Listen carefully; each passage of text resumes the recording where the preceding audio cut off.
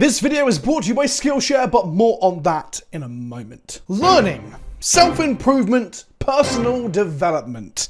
Positive traits you might say, but within the confines of a trading card game, they might not be seen so positively. Some might even think they're dirty words.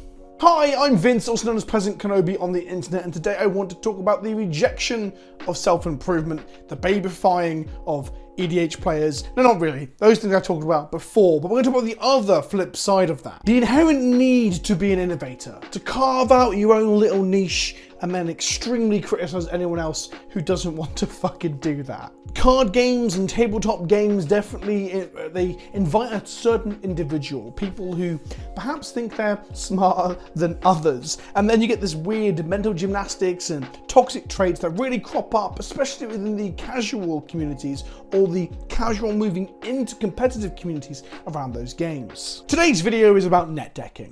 That's it, I'm doing a net decking video finally. It's been on the cards, if you will, for a couple of years now, and I've shied away from it a couple of times because I've never really had anything new to say. We're going to talk about what net decking is, why people hate it, and where the Magic community sits with it. But we're also going to talk about Magic adjacent spaces as well. I feel like net decking doesn't come up that much in Magic anymore. Like, we've kind of gotten past it, or at least it's on the down low at the moment, considering our focus is primarily on a casual multiplayer format. But Magic adjacent spaces like D&D and Warhammer and certainly other card games, I see it kind of cropping up. I'll explain more as we go. And all of this talks about also the race towards optimization. Oh yes. But before we get to that, I need to earn some fucking money to pay my mortgage. Aptly, today's video is sponsored by Skillshare, the #1 online learning resource. It's ad-free with a huge catalogue of classes in English, Spanish, French, Portuguese, and German, and there's new premium classes every single week. They can help you to better understand how to exercise self-care or to improve skills that are important to your career. I've used classes like Daniel Scott's advanced training with Adobe Photoshop to improve the look of the channel, as well as classes from Marquez Brownlee on YouTube Success to improve my workflow. They have a massive range of inspiring classes for anyone who enjoys learning and wants to up their creative game. The first 1,000 people to hit the link in the description below will get 1 month free of Skillshare. So tell me in the comments below, what are you looking to learn about or develop on Skillshare in your first month? Like I said, 1 month free for the first 1,000 people to use a link in the description below.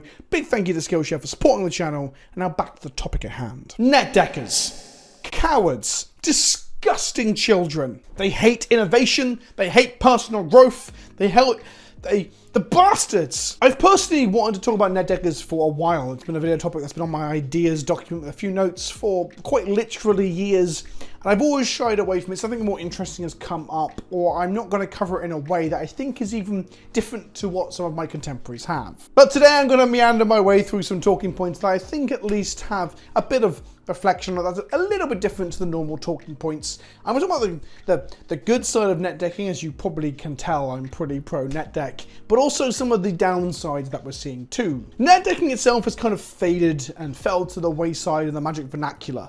You don't see the community talking about the topic as much as they once did. People used to fucking rage about it though. There'll be threads on Reddit, there'll be posts on Facebook groups that are copy-pasta worthy.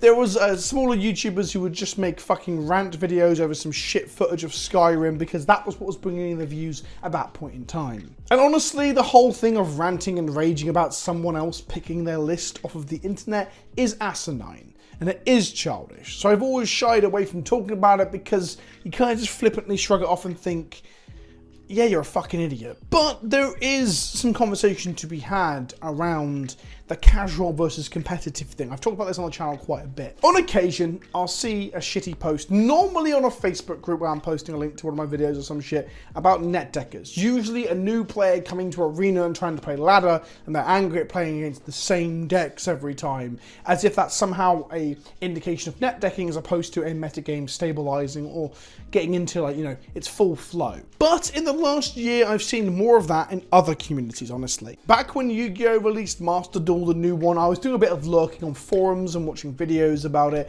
as I was thinking of giving it a go. I never got around to it, but I saw threads about and I saw videos about people complaining that net deckers don't know what they're doing. The idea that they've taken a list from online, but they don't have the skills to pilot it. I thought that was interesting. A friend recently pointed me towards some forum posts about the latest Hearthstone expansion and some Runeterra stuff, where people are complaining about net decking. And I find that really interesting that all three of those things are all ladder dependent in some ways, or elo, or ranking up. It's when you're on the grind is when people get frustrated and upset that they're losing games to the same decks, or the meta decks, or the thing that's broken, or whatever. It's not a torrent as such, it's not like an endemic, or is that even the right word? It's more just a slight resurgence of the term I've seen here and there over the last year or so, and I found that interesting that it was mainly outside of the Magic space. I then witnessed it in the flesh at a local game store where a player talking about Warhammer and playing in Warhammer events locally, things that are called tournaments but are trying not to be competitive, which is an oxymoron in itself and probably deserves its own video. But this player was talking about how they don't want to play against the same lists that people have grabbed from online, as if it damaged the sanctity of the game.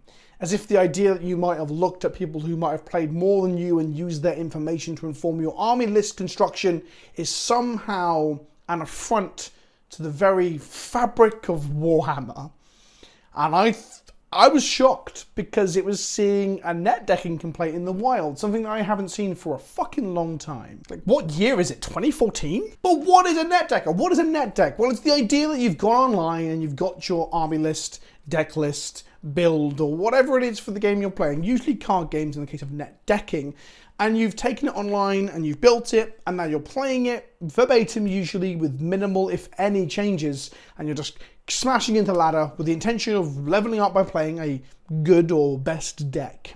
And in many ways, it's just grabbing a pre-made tool, a selection of toys to play with. It's like grabbing a precon off the shelf so you can just get on with it. The contentious point and the controversy and why people criticize it, or have criticized it in the past, is multifaceted. Firstly, there's this idea that you don't need skill if you're just grabbing this pre-made thing, as if the deck construction is where all the skill is, and then how you play it doesn't matter. It's as if a game of Magic the Gathering, or perhaps even a game of League of Legends, is not dependent upon your choices or your mechanical skills, the bluffing back and forth, and the metagame knowledge and the read of your opponent, or anything like that. It's all based upon your deck construction or your character choice and build path. You know, people saying this matchup was lost before I even started playing, or it was lost in the draft. It's quite a reductive take to look at these games that are so complicated with elements of RNG and high skill levels, Magic, Yu-Gi-Oh, Pokemon cards, any of these things really,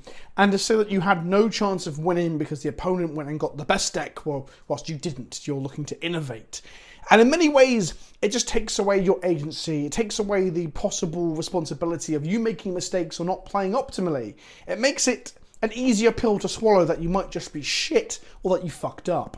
I didn't lose to the person, I didn't lose because I made a mistake, I lost because they've got the best deck. It's almost like the whole thing about paying to win. People love to play in that games are pay to win that they play, because again, it means that they can shrug off the idea that they're not good enough to be part of the top 10% of players, or top 1% of players, whatever the percentages they want to get into, because there's a barrier there that's not their fault. And this is a thing you see that you can expand out, right? It's looking to put the reason that you lost on something else. It's not because you made a mistake, it's because your opponent drew better than you did, or the dice rolls didn't go in your favour, or your jungler's a prick. Beyond all of this, net decking and grabbing your list online is considered less creative. As if creativity and that aspect of these games is like a fucking virtuous moral. It's core to the experience, and if you don't prescribe to that, you're doing it wrong, and that's fucking strange too, right? As if you might not want to spend hours on deck construction and might just want to get into a fucking game so you can learn the game you're playing.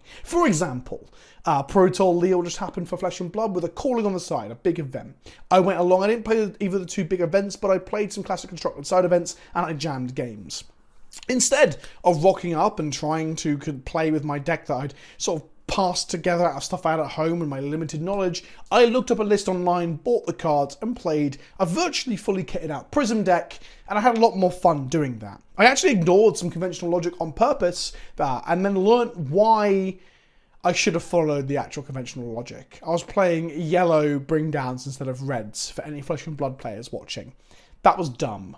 But in that circumstance, it made the game accessible for me. I didn't have to do tons of reading to really understand. I could get a deck together and play. There's an element of pay to access there. I wasn't winning that many games. It's not pay to win, but it's pay to play. You have to get past the initial barrier, but the knowledge accessibility is down. A lot of these games have cost accessibility issues, the cost of mana bases, the cost of armies, the cost of staple cards like Findel's Tunic, but it meant that I could get in and play the games and start to enjoy it, as opposed to having to like fucking meander my way through what is a deeply complicated game. And all of these games that have these criticisms of not doing the creative thing, of writing your own army list or writing your own deck list, all these games are so infinitely fucking complex, it's kind of embarrassing to have someone expect new players to do it all off their own back. Fuck that, learn from the pros. And that's the thing, this point has been laboured a lot. This is the main counterpoint, right, to the you're a net decker argument, is that learning from other people is good. I'm not going to labour this point too much in this video, but like, chefs don't cook up a recipe out of their arse. They just pull it out of their sphincter fully formed. And people don't create music without first learning the instrument and hearing other music. It's iterative. Every piece of art that we create is part of an intercontextual web that we all weave. The idea that you're going to create something out of absolute nothingness is this weird, arrogant, essentialist idea that you are some sort of fucking, is it protege? What's the word? What's the word I'm looking for? When you're born brilliant. Well, fuck off, you're not. We're all human and we can all work together through the collaborative experience of being human and using the internet. We can all learn and improve, whether that be cooking, music, card games, or wanking technique or whatever. So I'm not going to labour that shit. But there's more to this than just telling you you're wrong if you're angry at the net deckers. That's not what I'm trying to do here, because there are some downsides to the collective wisdom of the internet and to net decking too. Firstly, there is the casual versus competitive divide. There are people that do not want to step up to the competitive plate. This happens in most games, right? We see it a lot in Commander, we see it a lot in Warhammer. The casuals don't like the competitives, and the competitives don't like the casuals because there's stereotypes for each one, and each one is considered to be not playing the same game. Hell, they're not playing the same game. There's an argument that CDH and EDH are two different formats, and competitive Warhammer and like narrative casual Warhammer are not the same fucking thing. Casuals have a lack of drive to compete or get better. It's something that I've openly criticised people for before. You may not want to compete on a world stage, but being reflective and looking to self-improve is a good thing. Meanwhile, casual players may accuse competitive players of grinding the game down to homogenized efficiency. And both points kind of have a merit in that conversation. There's merit to both points. In Warhammer, you have people complaining against metagame chasers, people who are trying to play them as the peak efficient thing, and it boils the game down to something that they don't see Warhammer as being. They see it as a fun narrative toy fiction, right? And this happens with Dungeons and Dragons content and stuff too. I keep getting recommended this stuff, and I've not really watched a huge amount of it. I don't know what I watched to make YouTube want to give it to me, but there are videos that explain to you how to optimally summon 5,000 badgers by level 5, ways to break a rule system that, much like Warhammer in many ways, was never really designed to be competitive. I just hit my microphone, my bad. But of course you're going to fucking break it. The system's not designed for that. The first and foremost point of D&D is to have a collaborative storytelling experience with your friends. It's not to have a rigid system. The whole point is it's not very balanced. So having people drive the content towards breaking that system is strange to me. It's the one that I actually understand that the drive towards optimization is probably the most damaging. And in Magic, we see it in Commander. I recently did a video reflecting on staples, cards that I or other people considered to be absolute auto-includes, Temple of the False God, Reliquary Tower, and so on. And I talked in that video about how if you're playing a white Winnie beatdown strategy, which is something I want to try and do more in Commander, is win through combat damage that isn't essentially infinite. Not like hoofing people, but chipping them down with chunks.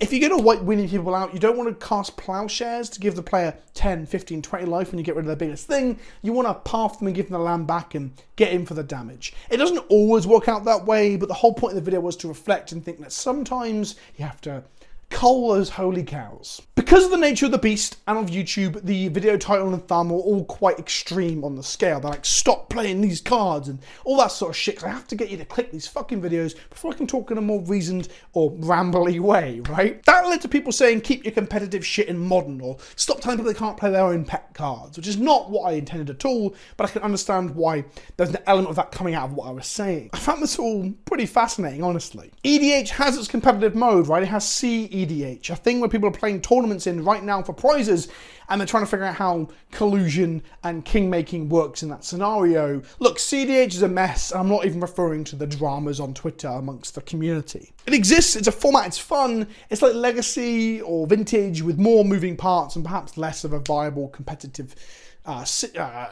environment, in my opinion, because it's not definitively you beat that player because of the kingmaking. But as people get more and more vocal about the idea of CDH, about the idea of being on the most extreme end of the power scale, it does create content and a community and an atmosphere that pushes towards optimization. And then we get the idea of EDH Rec, which tells us staples, how many decks are playing what and who's playing what, and then people can criticize those numbers. I've done it myself. We have this collective knowledge on the internet that may not actually be the be-all and end-all. We've recently seen CEDH tournaments where people are taking them down with commanders that were considered unviable before. They're not on some fucking database somewhere that they all keep. In essence, I think the net decking conversation has died down in Magic because competitive Magic has took a fucking tumble, right?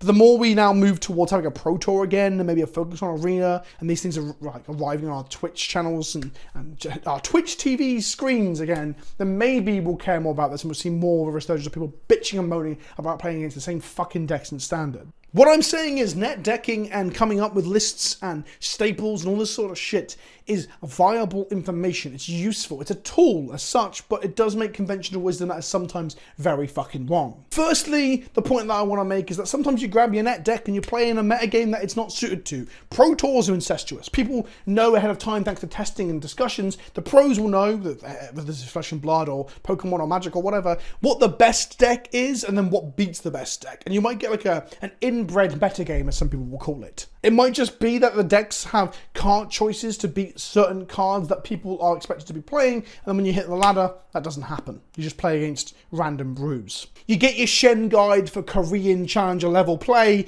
and then you play into Teemo top 3 games in a row, and you get fucking ruined. It's a jumping point. It's somewhere to learn from. It's somewhere to get access into the game and then go from and build and grow. You can't just always take it as gospel.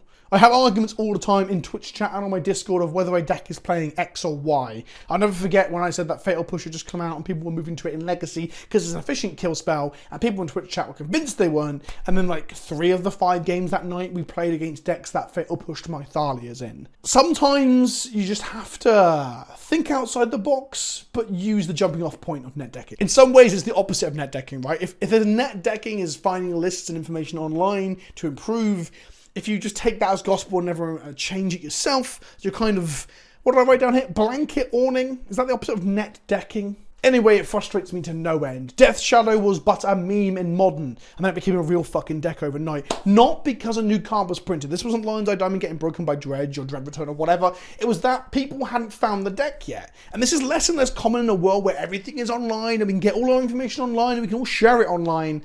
But it's cool that that happened in the online era. And it makes you wonder, what things out there have people not discovered up until now? In Warhammer, Volkite Contemptors were the new toy that had been available for months, but only when practiced and tested they found out that was the way to crack Drukhari Raiders. And then everyone played Contemptor Volkites forevermore, even when the metagame changed again, and then the unit got nerfed later down the line. It's just funny to see metagames adjust, and the general player base is slow to... They're not on the cutting edge. Net decking is a tool. The online information of EDH Rec or MTG Goldfish or whatever, it's a tool. To not use it is self-sabotage. But sometimes you've got to stop and think, why was this deck good at this point in time? Was everyone playing Collingon's Command? That's why you could play Smiter and Legion at this small window, this small snapshot in time, this small metagame.